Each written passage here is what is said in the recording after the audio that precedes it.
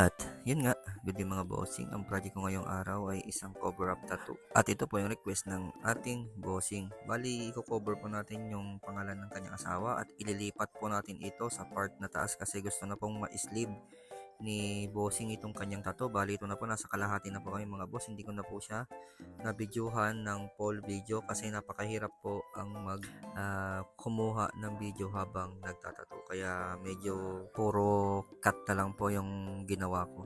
At ito na po mga bossing yung 80% ng progress ng aming design. Yan, bali ito po yung ilalagay namin dito sa gilid.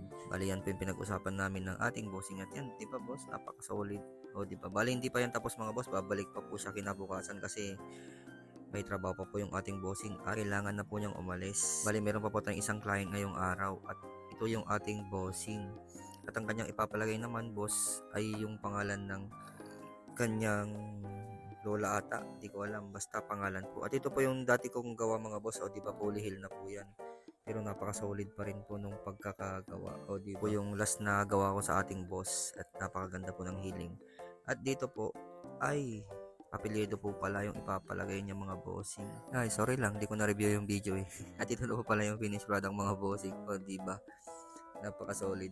Apelyido pala yung ipapagawa. Kala ko pangalan. Basta nag-edit na lang ng video no, hindi na tinignan. At ito pa po yung isa nating client na humabol. Bali, papagawa lang po siya ng star mga boss.